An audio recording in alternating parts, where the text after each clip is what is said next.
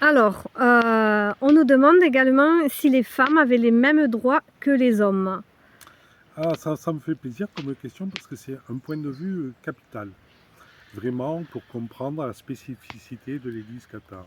Effectivement, dans l'Église cathare, les hommes et les femmes sont égaux en droit. Hein. C'est-à-dire, et ça on ne le retrouve dans aucune autre forme d'Église. Hein. C'est-à-dire que les femmes peuvent prêcher, peuvent bénir le pain et peuvent donner l'imposition des mains, hein, comme les hommes, exactement comme les hommes. Bon. Et ça remonte précisément à l'enseignement de l'apôtre Paul et de Jésus lui-même. Les évangiles, on a caché que dans les disciples de Jésus, il y avait des femmes. Hein. Et que l'apôtre Paul a pris personnellement, a tenu à avoir comme compagnon d'apostolat une femme qui avait le statut de diacre dans l'Église. Hein. Et le statut de diacre dans l'Église, c'est pas du tout le diacre au sens catholique. Hein. Le diacre, c'est le bras droit de l'évêque. Hein. Voilà. Donc c'est pas du tout un poste subalterne. Hein. C'est pas une fonction, un ministère, pour être plus précis, subalterne. Donc, et il faut comprendre cette rupture parce que dans l'Ancien Testament, la loi mosaïque exclut de manière rigoureuse la femme de toute égalité avec l'homme. Hein. Elles ne peuvent rien faire, elles ne peuvent même pas rentrer dans le temple. Hein. Elles peuvent y rentrer, mais qu'au début. Hein. Donc vous voyez, les femmes sont tout à fait exclues. Et donc Jésus qui rompt avec la loi et qui rompt avec les lois de séparation, toutes les lois de séparation, y compris les lois de séparation entre l'homme et la femme, Jésus la brise. Hein.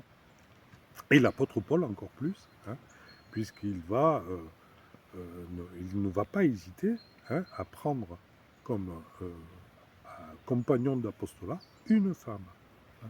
Ça, parce qu'on présente souvent l'apôtre Paul comme un misogyne, ce qui n'est pas du tout le cas. C'est un vrai mensonge de l'histoire. Voilà.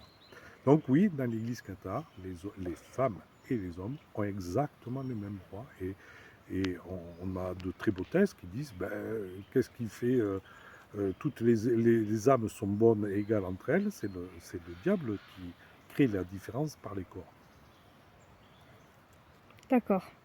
Donc pas de différence en fait entre... Aucune, Voilà. aucune, hommes et femmes. Et ça a été fondé dès l'apôtre Paul, et c'est une institution de l'Église formée par Marcion en 144. Et finalement, on s'aperçoit que c'est très moderne comme organisation. Mais le christianisme a eu un avance de 2000 ans, Ouais. sauf qu'on l'a tué. Hein, voilà. Ouais, ça aurait fait plaisir à nos féministes actuelles. Mais il ne faut pas en faire du féminisme. Non, parce non, je qu'on n'est pas. plaisante. Ouais, mais en tout cas, je pense que c'est important pour ceux qui nous écoutent. On n'est pas là dans un cadre de féminisme, mais bien dans le cadre de dire que les lois religieuses qui instituent des séparations, hein, séparation entre les hommes ou les animaux d'ailleurs, hein, entre les hommes et les femmes, etc. On divise, on sépare, hein, c'est le mot du diable, hein, c'est celui qui sépare, qui divise. Hein. Chez les cathares, non, on ne sépare pas, hein, on ne divise pas, on ne classe pas les hommes spirituellement en hommes et femmes. Quoi, hein. Vive l'unité. Oui, tout à fait. Merci. Voilà.